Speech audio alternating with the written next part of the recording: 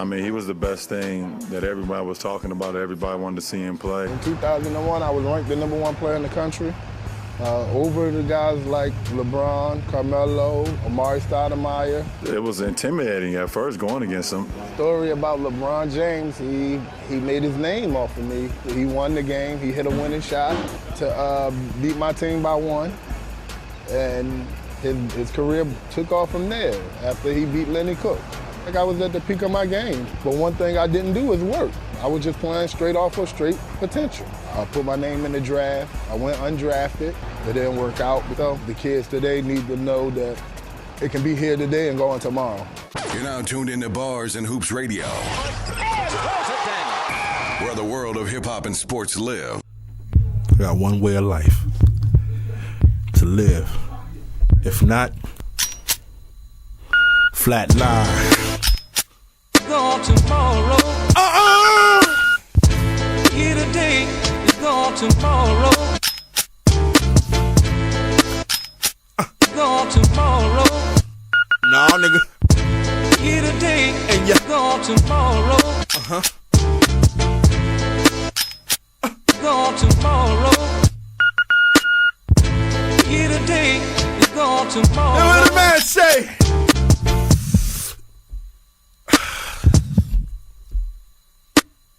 Breathe, nigga.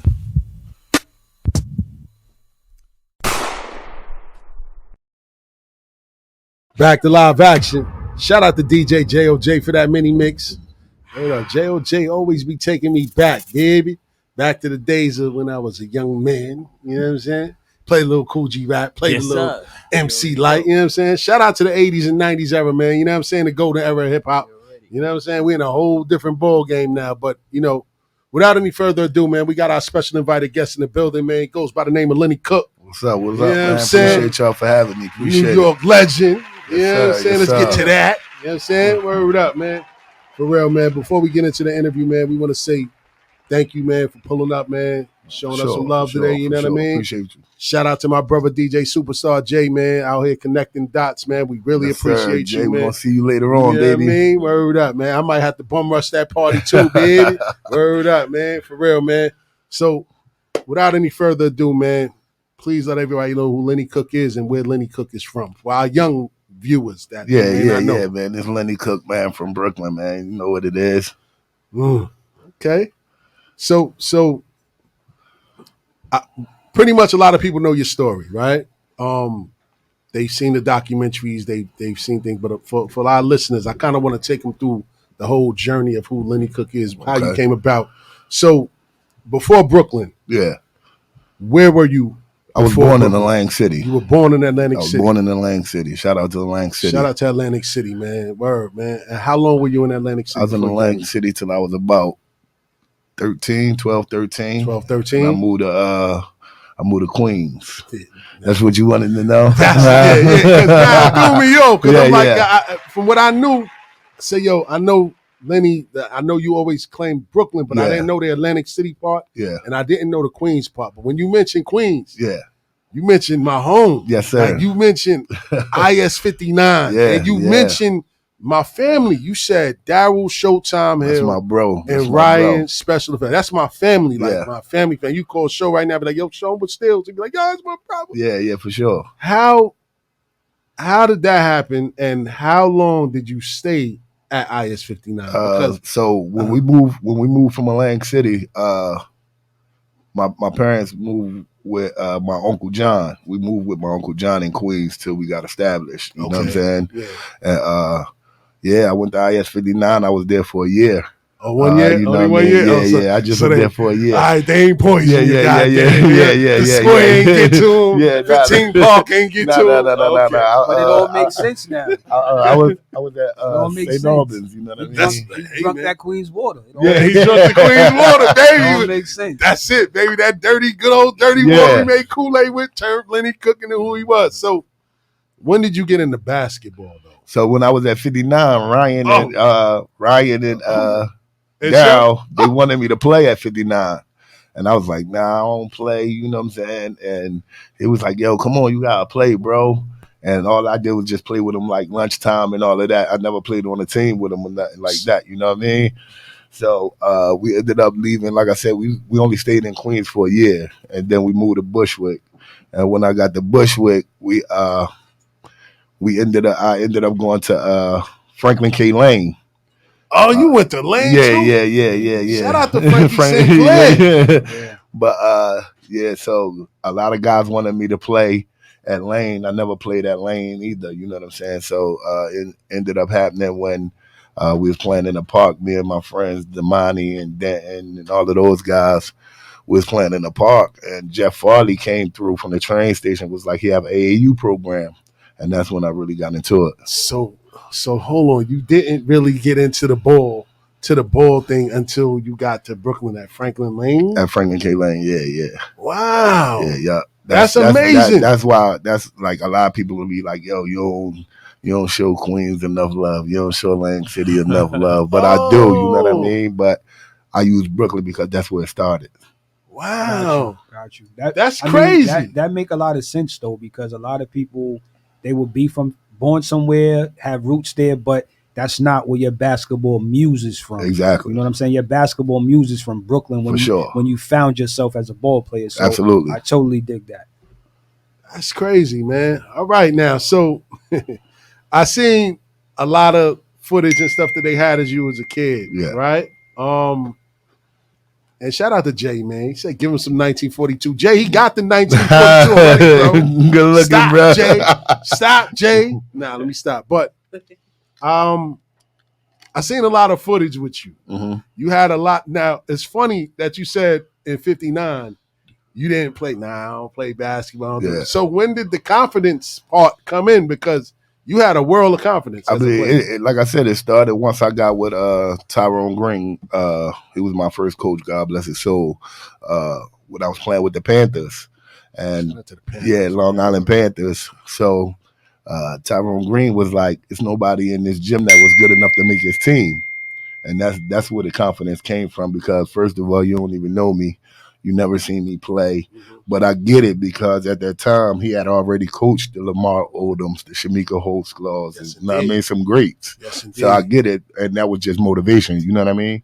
Mm-hmm. Shout out to Ty, and rest in peace to Ty Green. Good dude. Yes. I actually played for him over at the Panthers. Shout out to Ty's a good dude, man. God bless his soul. Yeah, it definitely was a great dude. That sound like something he definitely would say. Yeah. You know what I'm saying? Yeah. So nobody in this gym can hold you. Yeah, he gonna talk crazy. Yeah, that was the word he would say. Like, I don't even know why you here. Yeah, for sure. You ain't making this team. Word? Yeah, that's how they gave it up, but that was just like the see who's with the smoke. You know what I'm saying? So and shout out to 3. 3 be modest, you know what I'm saying? 3 killed a lot of people out here. He killed some of your favorite point guards out there in New York City people. But yeah, but that's dope, man. So the ABCD camp. Mm-hmm.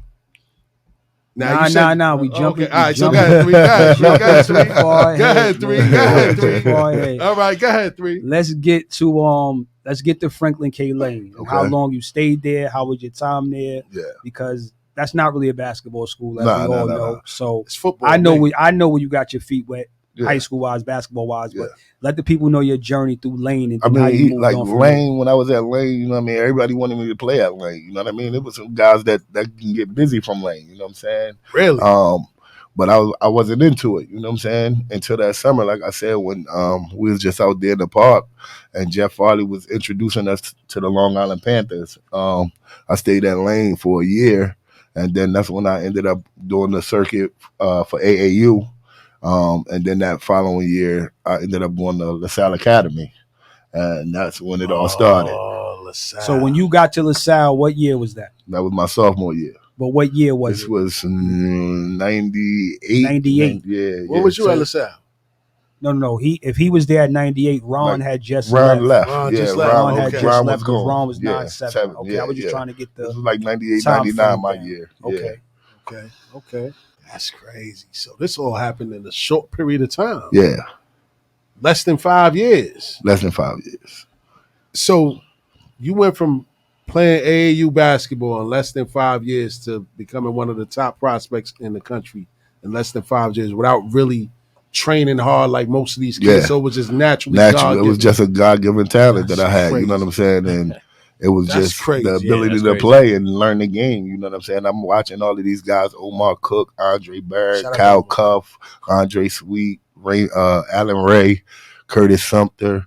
The list goes on with the greats that came through that league. Like you said, the CHSAA at that time was crazy Yeah, they pumping out. You might have 5, 6 kids that's D1 on the same team. on the same team. So it was. You say it's a short window, but it was easy for him to make his name because he was playing against Steel Sharp and Steel. Yeah. The city was that loaded. So for him to stand out amongst those guys in his class, it was easy for him to, break on the scene. I remember hearing his name early because, like he said, he got there in 98. I left in 97. I actually did a post-grad year, so I played in wheelchair and all that in 98. I think Anthony Glover was player of the year that year. Yeah. Shout out to Ed Glover. So it was loaded. It was loaded. So he was kind of making his way up. So talk about LaSalle and then where'd how was your tenure at LaSalle? I mean, so at LaSalle, it was like I said, my first year, just coming on the scene as a nobody without a name, playing against, like, we got to play against Rice 2 times a year. Rice probably had the best team in the country that year. St. Ray's 2 times a year. All Hollows. Just making my name, playing against those guys from not being ranked in the city at all, not even to mention the country, you know what I'm saying? So playing against those guys and just putting up numbers and winning, you know what I mean? It just sparked interest. Do you remember your first ranking? My first ranking, I was like 120 in the city. You know what I mean? Me and Curtis Sumter. Sophomore year? Sophomore year. Okay. So junior year, I'm pretty sure. Junior year, after the summer, that summer, going to like all of the AAU circuits, Vegas and all of that. Yeah. So that's when the rankings came out for the country, you know what I mean? And seeing my name from 50 on up was just crazy. That's crazy. Damn. So both of y'all can answer this, man. To get invited to ABCD, what do you really got to do to get invited to that camp? Like, for real, like, what do you really have to do to get invited to that camp? Because it seemed like you was there with everybody in the country. From LeBron, Amari, Carmelo. I mean, you got to just put on. You know what I mean? Anybody, like, I had the mentality that whoever got in front of me, that's who I wanted. You know what I mean? Balls. But, like, I just had to be a dog. I had to be a dog. You know what I mean? And it took that attitude, that grit, you know what I'm saying? And like I said, that's not even without putting in the work. That's just going out there being a dog. Got you. So let's be clear, there's only 2 camps of that magnitude during that summer. You're either at ABCD, which was Adidas at that time, or you're at Nike All-American, which would have the top 200 players from the country. Most of the East Coast guys went to ABC. Most of the West Coast, Midwest guys went to Nike. Yep. Really? Yeah. ABC was in New Jersey. The Nike camp was in Indianapolis. Okay. So in some of the videos that I've seen, we seen like kids working out. Yeah. And you were standing up, like walking around, looking at them like, look at these niggas doing push-ups. Yeah. I ain't doing that. What's that? That just your came, mentality, that or just was came, that just something? that came with that ego I had at that time. Oh, so you was really giving it up like that? Yeah, like I wasn't doing no push-ups. I didn't want to be there at 6 o'clock in the morning in the first place. You know what I'm saying? But I learned from them mistakes because that don't get you nowhere. You know what I mean? Because at the end of the day, when you're not working, somebody else is. That's a fact. So it was true that you was leaving camp and going to the parties? Yeah, that was every night. Every night? That was every night. 17? We had a long run. We had a long run with that. Oh, that's crazy, man. So how did you link with Clue now? Like, how did that connection happen? I was being recruited by St. John's. Clue, Jay-Z, Fat, all of those guys was always at St. John's game at that time because Omar Cook and all of those guys was at St. John's, you know what I'm saying? But those guys was there to watch, and I was being recruited. Coach Jarvis was recruiting me heavy. Mike Jarvis. Yeah. So one day I'm sitting courtside right beside him, and this is when St. John's was playing against Duke.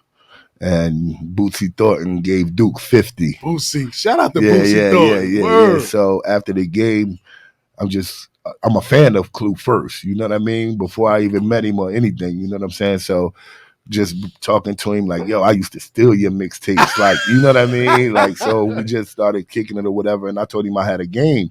And him and Scott the Animal came to my game, and we just been together ever since. I see, Dan, you got the Desert Storm Whirlwind on your chest. Yeah. For real, word. That's what's up, man. So, Dan, so from there, was like you said that you had the first person that brought you into the AAU circuit. Yeah. Was he ever telling you like, yo, Len, you gotta get it together, bro? Like Coach Green, he was on my back about things, you know what I'm saying? But it was more so like me being stubborn, and my parents had moved back to Virginia at that time, so it's like I don't gotta listen to nobody, you know what I mean? So how you gonna tell me what to do? And my parents is not here to tell me what to do. You know what I'm saying? So it was more so just being ignorant and just not listening. Wow. So was grown, yeah, it's grown man child. That's man child. Now, I mean, he could use the word ignorant. I'm not going to use that word. When I say ignorant, I'm just saying like not knowing. I get you know what you're saying because I already know how this whole basketball thing goes, and people think it's the end all be all, but it's not. You know what I'm saying? So at that time, being in your shoes, I know you probably felt that way and felt like I'm making it, so I don't give a fuck what nobody say. Yeah, for you know what I'm saying? I know that attitude. Yeah. So check you out. But what I'm saying is, sometimes it's too much too soon. Mm-hmm. You get what I'm saying? Like it came effortlessly for you. So in a matter of 2 years, you went from unknown to I'm a top 50 player in the country. Yeah. Like that's different. Once you're at that camp, it opens your eyes to everything. Every college coach in the country is in the stands. Yeah. You're seeing guys that you probably only heard about, that you never played against. You just heard their name because they wanted the cream of the crop like yourself. Mm-hmm. You know what I mean? So it's just too much too soon. However, like Lenny just said, he kind of was like, man, I'm not worried about none of that because I'll bust any of their ass because that's that New York shit. Yeah, that's how I carried it. That's how you carried it. So I understand that part of it. So after, because I know the story, after your junior year, going into your senior year, that's when you shot up and became the number one player in the country. Yeah. With a class that was loaded with Carmelo Anthony, Amari Stoudemire, Raymond Felton, JJ Redick, the list goes on. We got a lot of Hall of Famers in that class. That was a hell of a class. What's homeboy from Jersey, guard, Elijah Ingram. Shout out to my guy Elijah Ingram, man. I'm gonna get with him tomorrow. He's in Newark. He's in Newark. Okay. He's running a business in New York, a club and all of that. Shout out to Elijah Ingram. I see you tomorrow night, player. He said I'm being in clubs tomorrow, man. Lenny out here making his runs, man. You done been to every station in New York. Yeah. I'm back like I never left. Yeah. Shout out Curtis Sumter. That's my guy, Sean Dockery. So yeah, that class was loaded. Yeah. So talk about going into your senior year. Like, what was your mindset? What were your goals? Before we get to the NBA is a possibility. Yeah. Talk about what were you thinking about that senior year? Going into my senior year, man, like I have no regrets of nothing that I've done. But if I could do it all over again, I would do things differently. But yeah, going into my senior year, I knew I wasn't going to play the whole season because of my eligibility. You know what I mean? My age at that time, being that I was transferring from New York to New Jersey. Explain that to the people that I know, but explain that to the people that don't know as far as you knew you were going to only play half of the season. Yeah, because like the age difference in New Jersey is different from New York. So really, when I went to New Jersey, like I said, being that my mom and my dad moved back to Virginia, I was allowed to move with Debbie. You know what I'm saying? So she took me in and became my guardian. So when I transferred, they was telling me like you can't play the whole season because your age is going to mess your eligibility up. Yeah. So they wanted me to go prep, so I can play the whole year. Mm-hmm. And it was a thought for a little while. They wanted me to go to Oak Hill with Melo, but it wasn't enough basketball for me and Melo. But at the same time that I look at it, I should have went to Oak Hill with Melo because we'd have won 2 championships, and I'd have came to St. John for that year, won a championship, and then I'd have got drafted. So, looking back, right? Mm-hmm. You said you would have went to Oak Hill, won a couple of chips. You would have went to St. John's. Mm-hmm. What other schools were looking at you? I was recruited by everybody in the country. You know what I'm saying? it was no doubt in my mind that I wasn't going to St. John's. I wanted to stay home. Queens. I wanted to stay home. I wanted to play at the Garden on Sundays. You know what I'm saying? So I was definitely going to go to St. John's if that was the case. You took trips to other schools to check them out? Yeah, I went to different schools, UNC, Duke, Kentucky. Like I took visits, but it didn't interest me. But you ain't going nowhere where Patino was. Patino was turn it up. Man. I ain't gonna blow him. He trying to get back in, man. Shout out to St. John's for bringing Patino in. Shout out to St. John's, man. I'm a Red Storm for life, even though I ain't go there. That's what it is, man. For real, man. So what's your relationship with guys like Show and Ryan now, man? We still talk. You know what I mean? I love those guys, man. They show me hella support. You know what I'm saying? They appreciate what I'm doing now with the youth. You know what I mean? Just giving back. And those guys are doing the same thing. You know what I'm saying? Those guys have hell of a stories as well. Yes, indeed. You know what I'm saying? So shout out to my guys, Daryl and Ryan. Yeah, their family was definitely heavily involved in their journey, man. For sure. Real. I seen it firsthand, man. So back to the ABCD camp, man. So the whole thing, you see that clip, that promo clip we got. You told the story. LeBron told the story. And you was like, yo, LeBron made his name off of me. Yeah, for sure. Explain that journey and what led up to that game, and you know what I mean? I didn't know nothing about him. You know what I'm saying? I didn't know nothing about LeBron. I knew Carmelo, I knew Amari, I knew everybody else, but I never heard of the kid. You know what I mean? And the night before, I played Melo that night. And after that game was over, everybody like, yo, you got a good game in the morning. This game is like 9 o'clock in the morning. You know what I'm saying? And you fresh from party. Straight out the club. You know what I'm saying? And straight out the club. And yeah. So they was like, you got to play this kid LeBron. He's tough. I'm like, all right, well, I'm tough too. Like, you know what I mean? I'm all right. So he's like, everybody was like, nah, it's gonna be a big game. Like, this is a big game for you. Yeah. You know what I'm saying? And the kid came, he came prepared. You know what I'm saying? So that next morning, tip off was like 9:30. Beginning of the game, I'm going crazy. You know what I'm saying? And I ended up running out of gas. And know what I mean? And the second half, he turned up on me. Wow. And it was history in the making for him from there. Too much of that 1942 back in 1999. Yeah. Nah, when we was on back then, we was on that Grey Goose and cranberry juice back then. Man, y'all was drinking the goose.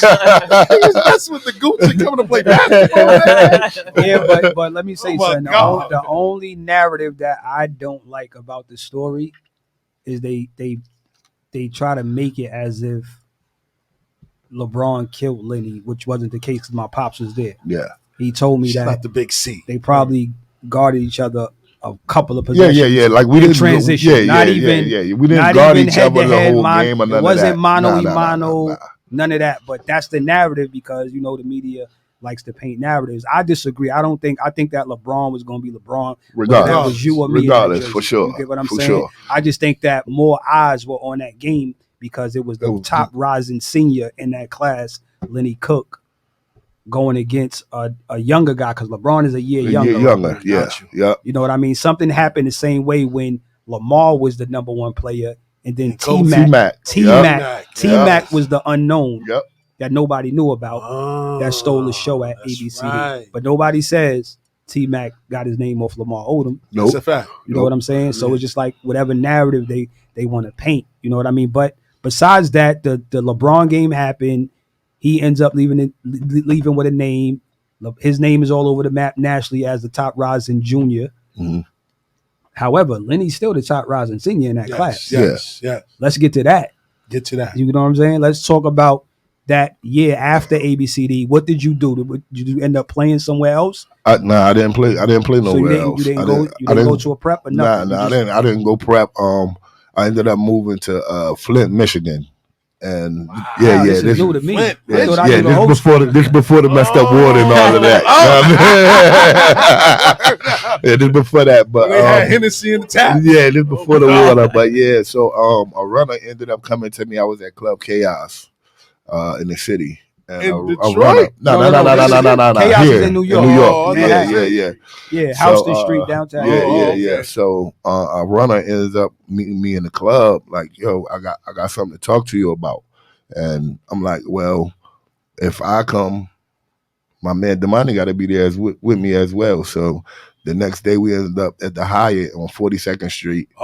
And he got the bag. He opened up that shiny briefcase. He got the bag. You know what I mean? So it was like, if you sign with us in our agency, you know what I mean? You're going to be guaranteed a lottery pick and all of this. You know what I'm saying? So me at that time, I wasn't very fortunate in all of that. I mean, I was blessed. My parents was together and still together. You know what I'm saying? But they just gave us what we needed. What was in the briefcase? Well, nah, we ain't gonna talk about We ain't it. gonna talk about that. We ain't gonna talk know the number, but if you want to, Those who know, a nice little 350. You know. A nice little 350. You know what I mean? Just to sign with the guys. You know what I mean? And yeah, it was on from there. I needed that. Boy, mad big jerseys, do rags, Timbs, all whites. Fuck that bag up. Shout out to everybody out there, man, getting them shiny briefcases. Yeah. I mean, now, man. These guys now, man, they got it made. They getting NIL deals and all of that now, so they didn't have to worry about what I had to go through. You get what I'm saying? I always talk about that because it had the NIL existed. Oh my God! Guys like yourself, guys like Sebastian, Sebastian, man. Guys like even my little brother Cliff Clinton. Oh yeah, Cliff. Yeah, you know, he would have been able to maneuver that, and it makes a kid not make a decision that Lenny make, because any 17, 18-year-old kid, if you put him in a room and you open up a briefcase and it has $350,000 in it, they want it. Coming from where we from, that's a fact. So to say that he shouldn't have did that after the fact is bullshit, because 90% of us would have did that. I appreciate it. Or disclaimer, I know niggas that sold their ass for less than that. Oh God, it's a bomb. I ain't got the bomb for that one. Yeah, I understand, but like, and that decision was made by me and nobody else. You get what I'm saying? Nah. It was made from an adolescent. Yeah, and mind you, I had my son being born. You know what I mean? At that time, it's like, tell you how to do that. I gotta go. You know what I mean? I gotta take this money. I'm gonna get to it. Yeah, for sure. That'll do it. For sure. That's a fact. Okay, to make you turn into a grown up quick. So let's talk about you signed with the agency. Homie dropped his bag off on you. Are you working out in preparation up to putting your name in the draft? I'm not gonna say. I ain't gonna say I wasn't working out. I was in the gym, but it was more so like these kids now got trainers and everything. You know what I'm saying? Like I didn't have. We had coaches. You know what I mean? But I was in the gym, probably just getting them shots, not taking it serious. You know what I mean? Like just still playing constantly on a day-to-day basis, just playing. But I wasn't training like I should have been. He's right, because So at this time, is who's around you? Is Coach Green no longer in the picture? Who's around like you? At a this lot time? of people, like Debbie and Coach Green should have had more hands on with me. Exactly. You know what I'm saying? But like it goes back to, like I said earlier, like I wasn't listening because I felt like nobody can tell me anything. I'm about to do this and I'm about to get up out of here. And if they would have been more hands on, if I'd have listened, I think my life would have been different. So, just to come back to that, because you were saying you was in a club, you was around all these celebrities. Yeah, none of them. I don't know if you was around Jay at the time. No. But none of those celebrities that you was around was even trying to say, "Yo, Len, we don't think you need to be here. You need to be." No. I mean, most of them no. Wow. But the clues my brother done there, like those guys was telling me, but like I said, I wasn't listening. I'm not all right. You say I don't belong, but you with me.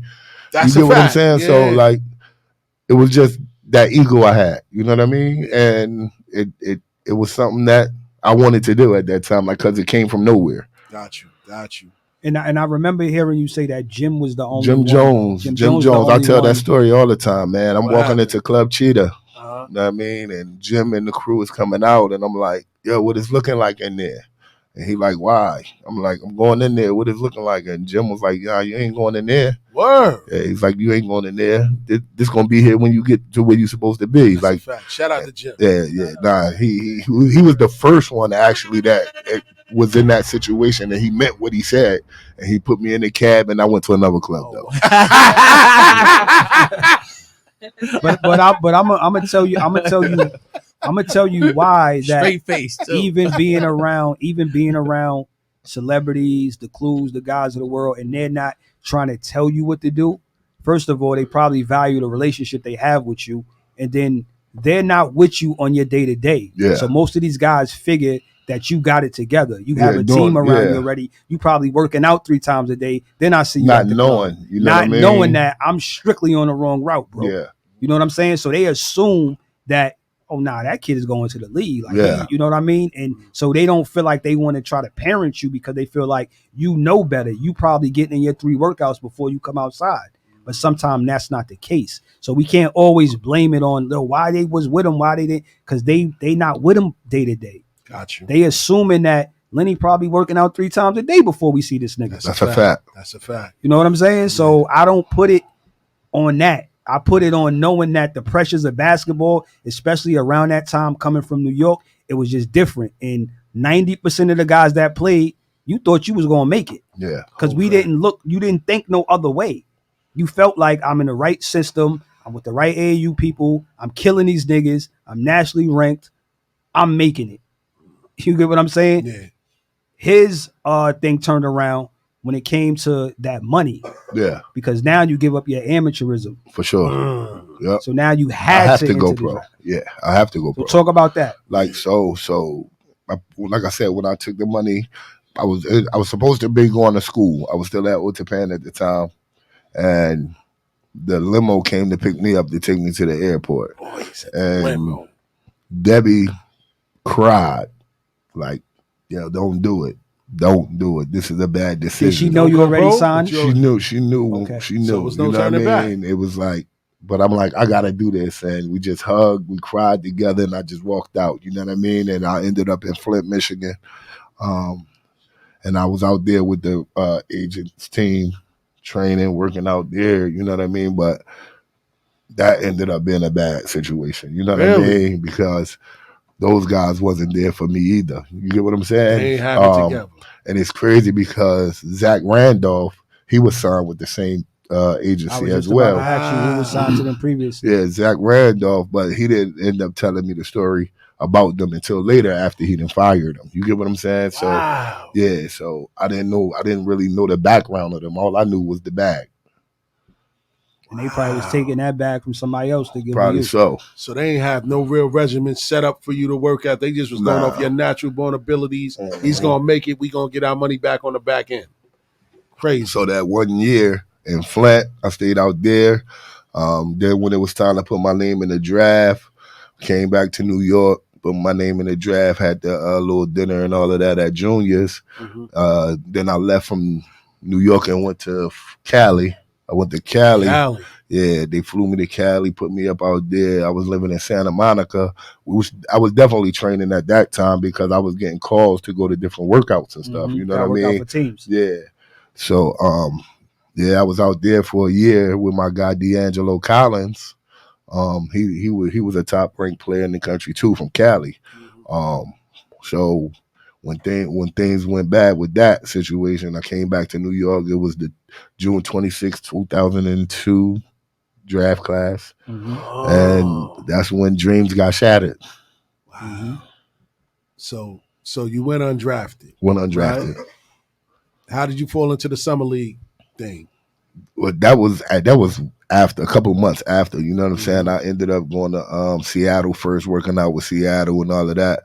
I knew I wasn't going to get a shot at Seattle. They had just drafted Rashard Lewis. Me and Rashard Lewis played the same position. So I knew that bag wasn't coming. You know what I mean? So, it was just an opportunity for me to work out and get footage, get tape. So how many teams did you work out for before the draft? I worked out for like 9 teams, 10 teams. Okay. Phoenix. How did those workouts go? Yeah, I killed my workouts. You know what I mean? I did well. My best workout was in Phoenix. Me, Karan Butler. I forgot that Phoenix drafted the kid that can shoot, Casey Jacobson. I killed. That was my best workout. Like I think I shot like 90% from the three. I just destroyed them one-on-one. I killed in all of the drills. My timing was great. You know what I mean? That was my best workout. So for the young kids looking, what do they put you through in these workouts for these professional teams? So it's basically like your agility, strength and conditioning. You're going to get your shots up. They counting your shots, your timing, your footwork. They pay attention to everything, full detail, everything. But the most important thing is how you carry yourself when you sit down with that general manager at that meeting. Tell them some of the shit that they ask you. They're gonna ask. They're gonna ask you everything. Like they might ask you who you fucking like. They ask you everything. They want to know everything because. But then the feedback, if you lying to them, like they already know. They know everything. Like they telling me what clubs I've been in. They telling me they know every single thing. They broke the news to my man Lamar that his dad had HIV. What? Yeah. Wow. Like they told him, like, how does it feel? No, like, like he didn't know. He didn't know. They know everything about you. They know everything about you, money. Before everything about you. That's a fact. Everything. And they make you show you pictures. Like everything. Wow. Yeah, they know everything about you. They the feds, bro. That meeting, when you got them workouts, like when you unsigned and you or a free agent or whatever, and you sit down with them for that meeting at the end of the workout, they're gonna tell you everything about you and your family. That's a fact. So but that's where it goes back to where I say like your image is everything. You get what I'm saying? And the kids need to know that. Like you never know who's watching. I didn't never imagine that 4 years later, 3-4 years later, that these people was going to tell me what club I was in. That's and crazy. Everything. Yeah. We seen you sneak out of Adidas camp. You went to Club Cheetahs that night, nigga. You know you had to play LeBron the next day, nigga. What you doing out here, man? You know what I'm saying? Nah, but it's serious, man. Like I didn't know the business, man, and this game is a business before it's anything else. And you seen the politics side of it for sure in the summer league for sure, where you were playing for the Celtics at the time, and you were supposed to match up against LeBron, and that matchup never happened. Never happened. Why? I don't have the answer to that, and would never had an answer to that. You know what I'm saying? And at the end of the day, like what I feel and what I think is that I was just blackballed with that situation. You know what I mean? That had something to do with Sonny Vaccaro at the time. It had something to do with Adidas. It had something to do with all of these things. You know what I'm saying? But I would never, ever know the answer to that. Why I didn't play that night out of all nights. You could have not played me any other game. Yes. And played me that one game. Yeah. But I would never know the answer to that. I got a question. Go ahead, Jay. So you played, you and LeBron played the same position? We played the 2 and 3. The 2 and the 3? So why you didn't play before? Like, I mean, why was you sticking him? Why was you playing defense? Jay, what are you talking about, buddy? I don't know if I want to answer this question.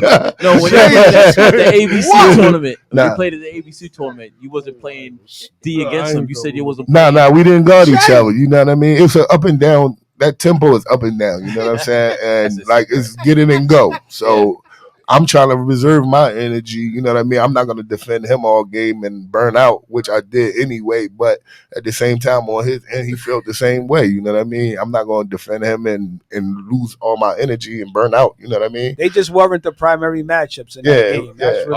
That's really it. You know what I'm saying? And it's the politics of the whole when he was with the Celtics in Summer League, not playing against LeBron, because if we play this kid this game and he plays well, we have to sign him.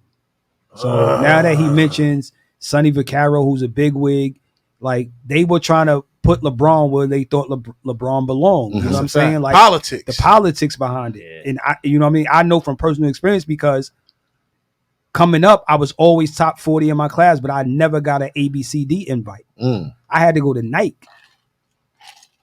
But I already knew that's just as good though. No. But why the hell am I right here going to school in Brooklyn and I'm not getting a fucking ABCD invite? That's a fact.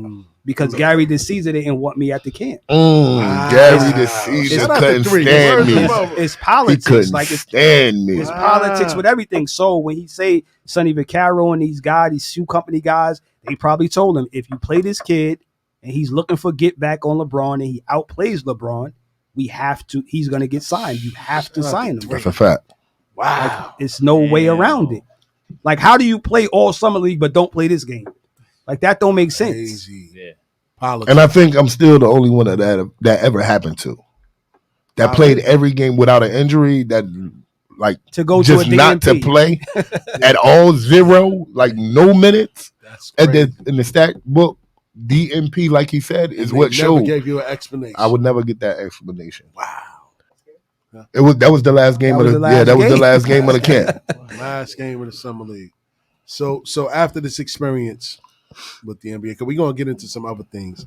So after your experience trying to get into the NBA, what was your next move after that? So my first job was I played in the Philippines.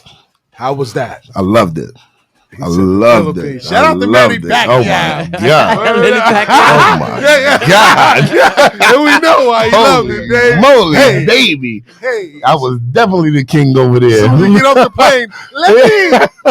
Nah, but yeah, my first job was playing in the Philippines, and I averaged 40 and 20. Oh my God. He said 40 and 20. 40 and 20. Oh my God. Went to the chip, ended up losing in the chip. I got hurt like 6 minutes left in the game. Oh wow. But that experience was amazing. They brought me right back. That's crazy. They brought me right back because like their season is like 6 months, off 2 months, come back 6 months. You know what I mean? And I went back to back over there. You know what I mean? Then I went to China, played in China. Shout out to Marbury. Yeah. I played in China. When I was in China, Sham God was in China at the time. Sham. You know what I mean? I was playing for the Shanghai Sharks. So you played for them? Okay. Yeah. I played for the Shanghai Sharks, which is Yao Ming's old team. Played in Kuwait, Brazil. Kuwait. What was that experience? That was the worst experience ever in my life. Ever. I don't advise anybody. So were we at war at that time? No. Oh, okay. But yeah, like I had a great career overseas. You know what I mean? I played well. And I did a lot of minor league stuff in the States, the USBL, the ABA, CBA. Okay. So yeah. I remember when you was in the USBL. Y'all had a little crew over there. Yeah. I started out in Westchester. I tried out for the Westchester team, right? Not the USBL team. Oh, USBL. John Starks was the coach. So I ended up getting hurt. I dislocated my elbow the first day of training camp. Me too. They cut me. Wow. They cut me. John Starks was like, nah, because the season grade start is going to take me like 2 months to get back right. Nah, I don't got time to wait for that. So I ended up signing with the Brooklyn Kings. My first game was against the Westchester team. And you taught I gave they ass everything I had. John Starks kicked the scores table like, why the fuck y'all didn't tell me he was this good? Like he went crazy at LIU. Yeah. So it was a particular point in time, man, where you couldn't play basketball because you weren't able to play basketball because of a car accident. Yeah. How did that transpire? So I was playing in Cali at the time in the ABA for Long Island. What is it? The Jam, Long Beach Jam. Long Beach Jam. Man, he was all over, boy. Yeah. Okay. So first game of the season, I finished with like 19.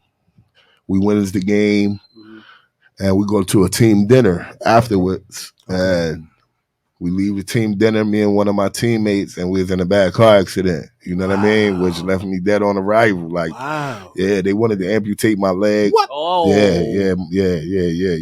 I was in a wheelchair for a long time. Damn. Yeah. That was God. Facts. For sure. So after that, they was like, you're never going to play basketball again. And I pushed through with the help of my parents, my family, my bros. Like, they motivated me. Like, I gained, like, I was up to like 340, 350. What? Yeah, I was depressed. Like, I was bad. Like, you know what I mean? And I got out of that depression and all of that. And then that's when I ended up losing the weight. And that's when I got that job, that call to go to Kuwait. And that was the first time, like, I ever was like, nah, I'm done. I'm done with basketball. Wow. So just to rewind a little bit, because, you know, we was talking about how the questions that they ask you, and they can tell you where you were, clubs and all that. And I seen you recently posted something like an open letter to John Morant, Mhm. like to call, reach out to you, so Mhm. you could give him some knowledge and education. Mhm. When you seen that Ja situation, what did you think about that the second time? The second time saying it, the first, that's why I reached out immediately on social media, even though he deleted his social media, like his people probably had made sure he deleted it or whatever. Yeah. But somebody seen that message that I sent to him that know him. And the way I felt about it is like, yeah, the first time was a mistake. You can't keep making these mistakes with these kids looking up to you. You get what I'm saying? Like, all right, we get it. You allowed to bear arm and all of that stuff, but with that comes like maturity. Like, you get what I'm saying? Like, all right, everybody screams he's 23, but he's 23. That's the face of a $1 billion corporation. That's a whole fact. You get what I'm saying? So you can't keep making those mistakes and thinking or allowing people to think that they're just mistakes. That's a fact. You get what I'm saying? So, like, my thing is like, I get it. I've been there. I know what it's like to be a shoulda, coulda, woulda. You get what I'm saying? And you don't want to be that. They already, so like now Nike took his sneaker off the app, off of Nike. Like, bro, you don't need that. You get what I'm saying? Trying to be cool. Like, it's not, you are cool, whether you know it or not. Like, you are somebody. Like, you get what I'm saying? So I just want to sit down and talk to him. Like, no cameras got to be on, no nothing. Like, I know what it's like. And I respect your handle with it, because I love the fact that now you want to get back to a lot of these kids now. So what is Lenny Cooke up to now? What do you got brewing in the fire? So like right now, I'm going around speaking, you know what I mean? I'm trying to get into all of these schools in New York City to share my story, because it's just not about basketball. It's life, man. Life experiences that I had, life experiences that I messed up, choices I made, you know what I mean? So just sharing my story. I want to get my book done. People that reached out about doing a mini series, shopping it to Peacock and all of that. Be a great Superstar J got me hooked up with somebody that just reached out about doing a documentary over. So yeah, man, I'm just working, man, and I'm blessed. I'm blessed, man. And it took a long time because I was, like I said, in a shell and depressed, and I didn't want to be bothered or outside, or you know what I mean. But at the end of the day, my calling is to make sure that these kids don't have to go through what I went through. Nah, your story needs to be told, needs to be heard, because I always tell kids, like, even if you make it, say you do make it, and you play for 5, 7, 8 years, maybe 9 years, you know how much more fucking life you have to live after that. I preach that all the time. You spend more time off the court than you will on. So if you don't know how to be a man, have morals, raise a family, like, you're gonna be lost anyway. That money you make, you're gonna blow through it. Mm-hmm. I know pros professionally that made it with stars, they broke. Yeah. I know guys that were All-Americans that they not where they should be. Yeah. Because they just solely dependent on basketball. For sure. You get what I'm saying? So, like, with you, I think that your calling is like, maybe if you would have made it, maybe you wouldn't be here right now. Nah, for sure. And I say that too. And I'm glad you said that, because I feel like, at the end of the day, if I went through that little change in a year, what if I had $1 million? Like, what would I have done? I probably did drugs, all kind, anything. You get what I'm saying? Like, and what if that accident would have happened and I wasn't no longer to be here to tell that story, to tell my story? Like, you get what I'm saying? So I'm just blessed with the opportunity to share my story. And I saw something. I saw that they honored you at the Iverson Classic. That was real dope. Yeah. Nah, that was my man Stack was there. Steven Jackson, man. I went to Oak Hill with Steven Jackson. That's my boy. Yeah, that's my guy, man. Solid like that guy, man. Definitely A1, stand A1. up. But I like that they took that time to honor you in front of those All-American kids, to see that somebody like this is still here to tell a story. Yeah. And what you said to those kids today probably changed their life. It was that experience. That was a dope moment for me, like, and very emotional, like, because I never been appreciated like that before. You get what I'm saying? Like, that meant a lot to me. Shout out to my man Bobby Bates. Shout out to Iverson. Shout out to Steven Jackson. And shout out to that whole 2023 Iverson All-American class. Because when I broke down making my speech, Steven Jackson looked at me and said, "Yo, pick your head up." And all 150 of them kids were standing up screaming Lenny. Like, that was a dope moment for me. That, you know what I mean? That was a dope moment. When I saw it, I love to see that. I love this. I was like, that was appreciate dope. it. And to have that The Purpose Award. Yeah. It was the whole That touch, like that the was whole just idea different. of it Served the and purpose. who it was coming from. Yeah. Because AI is us. Yeah, for sure. We from where For we sure. from. You know what I'm For saying? sure. So to get it from AI it hit kind of. I'm sure Yeah, it hit different. it hit hard, bro. Pause. So looking back, if the Lenny Cooke now had the chance to talk to the Lenny Cooke back then, what advice would you give the younger Lenny Cooke? Yeah, man, take your ass to sleep. Get ready for school tomorrow. you got to go in there. You got to get in the gym before class. You got to run. You know what I mean? Like them girls gonna be there. Like just everything. He said them girls everything. gonna be You know what I'm saying? Like I would do everything different. Everything besides like I wanted my son. You know what I mean? That was never not a factor. That's you get a what I'm fact. saying? But That's a fact. like, yeah, I would do everything different, man. I would go to college. I'd have went to a prep school. I'm not saying which one, but I would have went to a prep school where I played my senior year. I'd have went to college and I'd have been a pro. I'd have been a pro for sure. That's a fact. But at the end of the day, I love what I'm doing now. That's a If I was fact. a pro, I probably wouldn't have an amazing story to tell. You get what I'm saying? So Or you ain't have no aspirations to help. You get what I'm saying? So like, I'm very appreciative of what I've done and what I'm doing now also. You got a whole purpose award, kid. Your life served the purpose for something, man, for real. Appreciate it. At all. Never make no mistakes. And you do have children. Yes. And your Shout son. out to my kids, man. Shout out to my boys, Moosey, King, Prince, Grayson. I got one on the way. Shout out to my daughter. He's still You know what I mean? Congrats, Shout out, congrats. yeah. Oh, Shout she out wanted to to my ask you a daughters. question My about- gun about- go off. Go ahead. She want to ask you a question. She got a question Tim. about Talking to that since mic, you talk Tim. about children. Yeah. Talking to that mic, Tim. So I wanted to know, like, what do you think about the whole 50-50 thing when it comes to a relationship? Uh-oh. Like, I believe in like it. Gabrielle Union just was talking about her Yes. situation. Yeah. I mean, me personally, I mean, I don't disagree, and I mean, I mean, the way of the world now. Right. You know what I mean? Right. Like Right. It takes two. women have so much pride now. You know what I mean? So it's like, They think They they gonna and tell they you bosses. to Like we got a lot of women bosses nowadays. You know what I mean? So it's like, want to run you around. if you feel like, babe, we're gonna do it 50-50, shit, all right. Yeah. Take some slack off of me. Take the trash out. And you never know what can happen. It's always good to have that backup. You know? Nah, I mean, yeah, like my lady, I love my lady. Talk You know what I about it, mean? man. I love Chrissy. Yeah, I you know love what I'm Black saying? Girl. Like she dope. You know what I mean? And she supports everything that I do. Shout out She to the pushed bitches. me. She pushed me to be great. You know what I'm saying? Fact. You need that. in life. Women. And shout out to my baby mothers too, cause they dope too. Hey! Like they just dope I ass love that. That's right. That's right. That's Word up, man. Yo, That's dope. man. This is a dope interview, man. I want to shout out to Lenny Cooke, man, for pulling up to chop it up with us. Thank y'all, man. You know Thank what y'all I'm for saying? having me, for Word real. up, man. This is a great interview, man. Superstar J, Shout out appreciate to you, Jay. baby. Yes, sir. Word up, Shout out man. to Shout out Jay. to my brother Jay, man. Word, man. I still want to taste a little bit of that 40, It's 19.2, over man. there waiting for you. It's over there waiting for you. It's know what over I'm there saying? waiting for you, man. But yeah, I want to give a couple shout outs, man. To, Let's like go. I said, to Atlantic City. Shout out to my hometown in Emporia, Virginia. My mom, my dad, my brothers, sisters.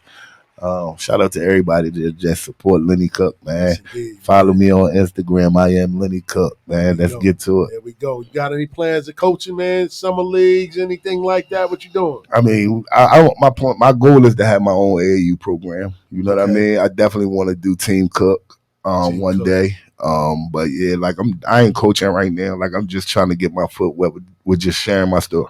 And Story. I meant to ask you that because I know you still got relationships with some of those guys. Every time I see you out in the streets, you see Mello, they salute you. Joakim, salute you. Yeah. Have those guys try to point you in that direction with the AAU. Have you got any? I haven't even had that conversation with them. You know what I'm saying? It's more so just like when I do see those guys, it's just like they just showing me love, giving me my flowers. No question. You know what I'm saying? No question. But at the end of the day, like I feel like my time now, I want to show them what I'm doing first before I go to them with an idea or just ask them to help me with something. You know what I'm saying? So Gotcha. I'd rather do the footwork first, and then they'll come to me like, yo, I'll help you out with that. Yeah, but with I think that's you. With grassroots, just do it. Yeah. Like, don't overthink it. Don't think that I need a million sponsors. No, just do it. Like, Gotcha. you'll get the kids. The kids will come to you. You build them up. Don't jump right into 17 and Yeah, under. no. You know Yeah, what I feel you. Yeah, no, I would never do build that. them up, Oh, and them kids is out you're of gonna control. be able to tell those parents what they need to fucking hear. You're not gonna get them lip service. You're not gonna be like, listen, everything your child may go through, I already went through. Yeah. So who's better to guide your child than me? Yeah. You get what I'm saying? For sure. So just jump right into it and do it. You know what I'm saying? Gotcha. Because a lot of people don't know it. AAU and grassroots, that shit is $1 billion business and corporation. Absolutely. And if you do it the right way, you're changing lives. Absolutely. And shout out to all you bum ass coaches that be just starting up anything, bringing them to tournaments, getting their doors blown off, man. You're not helping these kids. You know what I'm saying? Nah, let me stop, man. Shout out to anybody that's doing anything with these kids, because sure. at the end of the day, these kids need guidance, man. Shout out to my man much as Steiny. possible. My youth need guidance. You know what I'm saying? So on that note, man, I want to say thank you again to Lenny Cooke for pulling up. Appreciate you for having me. Thank y'all for having me. Word up, man. Shout doubt. out to Tiff, First Lady. You know what I'm saying? Shout out to Tiff. You know what I mean? Word up, man. Shout out to DJ J. Yes, OJ. sir. You know what I mean? Shout out to my brother 3, man. Every Friday, man. We appreciate you, big guy. Man. Thank you. No doubt, man. No off seasons, man. Live on Bars and Hoops Radio every Friday, 8 to 10. Tell a friend to tell a friend. Until next week, we are signing off. Peace.